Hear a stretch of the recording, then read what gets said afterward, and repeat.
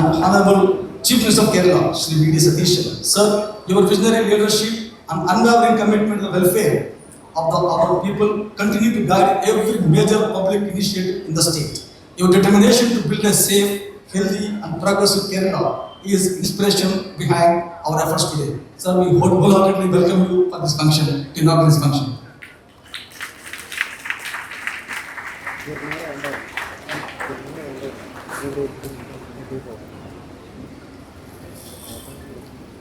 My respectful welcome to Shri.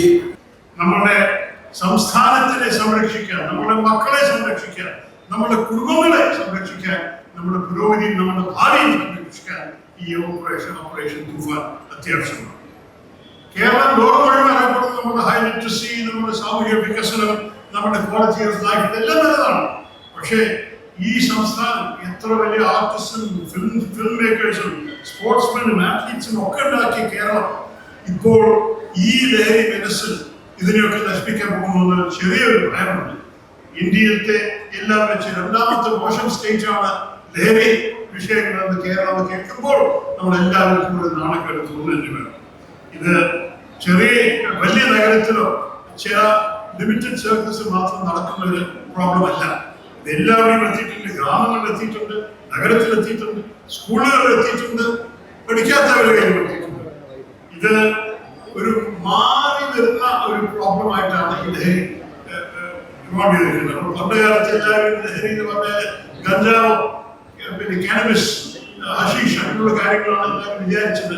ഒരു പുകവലിച്ച് ആ രാസകത്തിൽ ലഹരി ഒരു വിശ്വാസമായിരുന്നു എല്ലാവർക്കും മുമ്പുണ്ടാകാറ്. ഇപ്പൊ ഇതെല്ലാം മാറി സിന്തറ്റിക് ഡ്രഗ്സ് ആണ്, കെമിക്കൽസ് ആണ് ഇപ്പോൾ അവര് കൊണ്ടുവരുന്നത് നമ്മളുടെ മക്കളുടെ ദേഹത്തിന്. അത് മാത്രമല്ല, ഇത് കണ്ടുപിടിക്കാൻ കുറച്ചുകൂടി ബുദ്ധിമുട്ടാണ്. ഒരു വാസനയില്ല, ഒരു പില്ലായില്ല. അത് കഴിച്ചു കഴിഞ്ഞ ഉടനെ അതിന്റെ കോൺസിക്വൻസസ്, അതിന്റെ ആ ഡേഞ്ചേഴ്സ് ആണ് നമ്മൾ ഈ ഒരു വെല്ലുവിളിയായി കാണുന്നത്.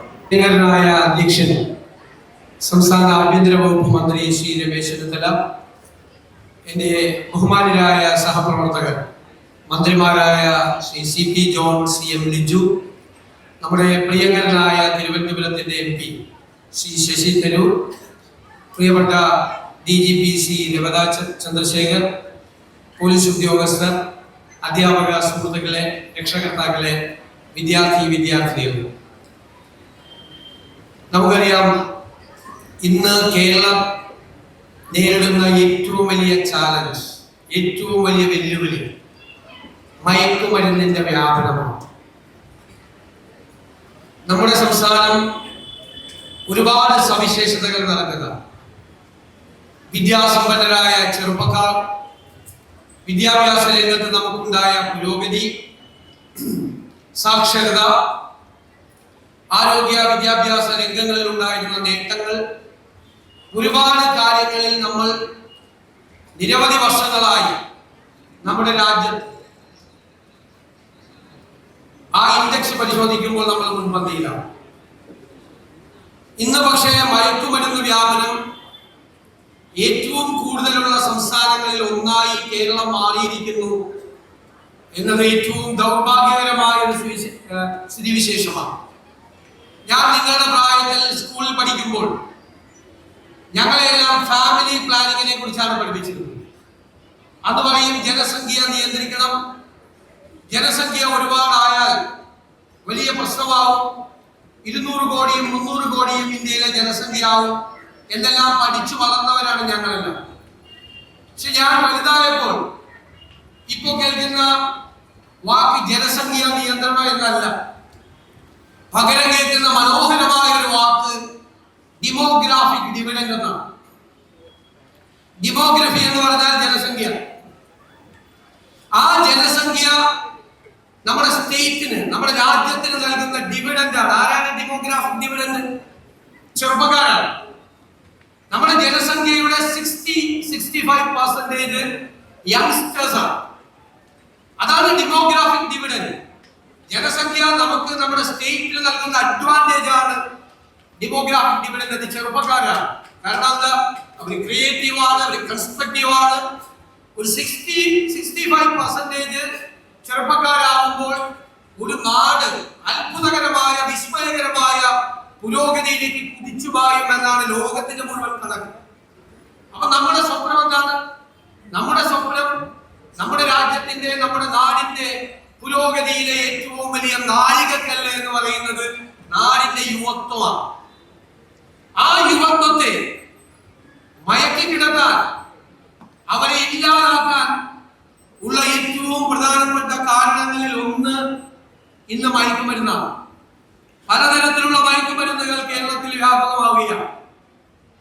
നിങ്ങൾക്കറിയാം, നിങ്ങൾ ശ്രദ്ധിച്ചോളണം, ക്രൈം, കുറ്റകൃത്യങ്ങൾ നടക്കുന്നതിന്റെ സ്വഭാവം മാറിയിരിക്കുന്നു, നേച്ചർ മാറിയിരിക്കുന്നു. വളരെ ബ്രൂട്ടലായിട്ടുള്ള, ക്രൂരമായിട്ടുള്ള രീതിയിലാണ് കുറ്റകൃത്യങ്ങൾ നടത്തുന്നത്. കാരണം അത് മയക്കുമരുന്നിന്റെ പിന്തുണയോട് കൂടിയാണ് അവർ ഈ ബ്രൂട്ടലായിട്ടുള്ള കുറ്റകൃത്യങ്ങൾ നടത്തുന്നത്. ജന്മം നൽകിയ മാതാപിതാക്കളെ കൊല്ലുന്നു. കഴിഞ്ഞ ദിവസം ഒരു ഡ്രഗ് അഡിക്റ്റ് പറഞ്ഞത്, ഞാൻ എന്റെ അമ്മയെ കൊന്നു. ആരാ അമ്മ? 10 മാസം ഗർഭാശയത്തിൽ വെച്ച് കഷ്ടപ്പാടുകളും ദുരിതങ്ങളും അനുഭവിച്ച് അവനെ പ്രസവിച്ച് കുഞ്ഞി കൈ വളരുന്നു, കാല് വളരുന്നു എന്ന് നോക്കി തൊട്ടിൽ കെട്ടി താരാട്ട് പാടി വളർത്തി ഇവൻ വലിയ ഉയരങ്ങളിലേക്ക് എത്താൻ 3 നേരവും പ്രാർത്ഥനയോടുകൂടി വീട്ടിൽ കാത്തിരിക്കുന്ന ഒരു അമ്മയെ മകൻ കൊല്ലുകയാണ്. എനിക്ക് ജന്മം തന്നതിന്റെ പേരിലാണ് ഞാൻ എന്റെ അമ്മയെ കൊന്നത് എന്ന് അവൻ പോലീസിനോട് പറയുക. എവിടെ എത്തി നിൽക്കുന്നു, എവിടെ എത്തി നിൽക്കുന്നു? അത്ര ഭയാനകമായ ഒരു സ്ഥിതിവിശേഷമുണ്ട്. പല കുടുംബങ്ങളിലും നടക്കുന്ന കാര്യങ്ങൾ അവർ പുറത്തു പറയുന്നില്ല. എനിക്ക് ഒരുപാട് ആളുകൾ വന്ന്, ഒരുപാട് മാതാപിതാക്കൾ വന്ന്, ഒരുപാട് സംഘടനകൾ പറഞ്ഞു. ഞാൻ നിയമസഭയിൽ പ്രതിപക്ഷ നേതാവായിരിക്കുമ്പോൾ ഞങ്ങൾ ഈ വിഷയം നിയമസഭയിൽ കൊണ്ടുവന്നു. ഞാൻ നിലപാടുകളോട് പറഞ്ഞു, എന്റെ അടുത്ത് വന്ന് ഈ അഡിക്സ് ഉള്ള വീടുകളിലെ മാതാപിതാക്കൾ, കുടുംബാംഗങ്ങൾ പറഞ്ഞ കാര്യം എനിക്ക് പുറത്തു പറയാൻ പറ്റില്ല. ആ കുടുംബങ്ങളിൽ അവരനുഭവിക്കുന്ന ദുഃഖം, അവരനുഭവിക്കുന്ന പീഡാനുഭവങ്ങൾ നമുക്ക് വിശേഷിപ്പിക്കാൻ കഴിയില്ല. കാരണം ഇവരെ നിയന്ത്രിക്കുന്നത് അവരല്ല, ഈ മയക്കുമരുന്നാണ്. നമുക്കൊരു പ്രതിജ്ഞ എടുക്കണ്ടേ? ഈ മയക്കുമരുന്നിനെ നമ്മൾ കേരളത്തിന്റെ മണ്ണിൽ നിന്ന്, നമ്മൾ ഈ ശൃംഖലയെ നമ്മൾ ആട്ടി ഓടിക്കുക തന്നെ ചെയ്യും, ഒരു സംശയവും വേണ്ട. അത് ഈ നാടിന്റെ യുവത്വത്തിന് വേണ്ടി ഈ നാട് മുഴുവൻ ഒറ്റക്കെട്ടായി എടുക്കുന്ന ഒരു തീരുമാനമാണ്. ഈ കേരളത്തിന്റെ മണ്ണിൽ ഈ മയക്കുമരുന്ന് ശൃംഖലയെ, ഈ മാഫിയയെ നമ്മൾ വാഴാൻ അനുവദിക്കില്ല. അവരെ വാഴാൻ അനുവദിച്ചാൽ ഞാൻ നിങ്ങളോട് പറയുന്നു, പിന്നെ കേരളം ഉണ്ടാകില്ല, നമ്മുടെ കേരളം ഉണ്ടാകില്ല. നമ്മൾ സ്വപ്നം കാണുന്ന ഒരു കേരളം, നിങ്ങളുടെ മാതാപിതാക്കൾ നിങ്ങളെ കുറിച്ച് എത്രയോ വലിയ സ്വപ്നങ്ങളാണ് കാണുന്നത്.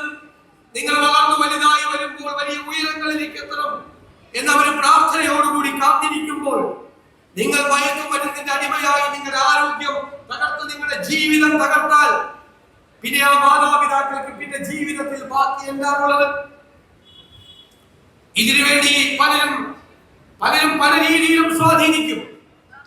നമ്മൾ പണ്ട് ക്യാച്ച് ദ യങ് എന്ന് പറഞ്ഞിട്ടുണ്ട്. അതൊരു പോസിറ്റീവ് ആയിട്ടാണ് ക്യാച്ച് ദ യങ് എന്ന് പറയുന്നത്. നല്ല കാര്യങ്ങൾ ചെയ്യാൻ യുവത്വത്തെ നമ്മൾ കൂട്ടുപിടിക്കുക, അവരെ ചേർത്ത് പിടിക്കുക എന്നതാണ്. പക്ഷേ ഇന്ന് മയക്കുമരുന്ന് മാഫിയ ചെയ്യുന്നത് ക്യാച്ച് ദ യങ് ആണ്. ഏറ്റവും ചെറുപ്പക്കാരെ, കുട്ടികളെ അവർ ടാർഗറ്റ് ചെയ്ത് അവർ തകർക്കാൻ ശ്രമിക്കുന്നു.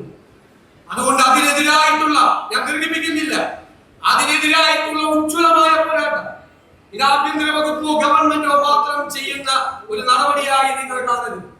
ഇത് കേരളം മുഴുവൻ ഒറ്റക്കെട്ടായി നിന്നുകൊണ്ട് മാതാപിതാക്കളും മറ്റ് രക്ഷകർത്താക്കളും അധ്യാപകരും പോലീസും എക്സൈസും എൻഫോഴ്സ്മെന്റ് ഏജൻസികളും എല്ലാവരും ചേർന്ന് എടുക്കുന്ന ഒരു ദൗത്യമാണ്, മിഷനാണ്. ഈ മിഷന് 2 വശങ്ങളുണ്ട്. ഒന്ന് എൻഫോഴ്സ്മെന്റ്, അത് ചെയ്യേണ്ടത് പോലീസും എക്സൈസുമാണ്. വിട്ടുവീഴ്ചയില്ലാത്ത നടപടികൾ കേരളത്തിലെ പോലീസിനും കേരളത്തിലെ എക്സൈസിനും അവരുടെ ഒരു കയ്യൊപ്പിടാൻ വേണ്ടിയിട്ടുള്ള ഏറ്റവും വലിയ മിഷനായി നമ്മൾ ഇതിനെ മാറ്റണം എന്ന് ഞാൻ വിനയപൂർവ്വം അഭ്യർത്ഥിക്കുന്നു. ഈ ചടങ്ങിന് സാന്നിധ്യമേകാൻ വേദിയിലിരിക്കുന്ന എല്ലാ വിശിഷ്ട വ്യക്തികളെയും ക്ഷണിക്കുന്നു.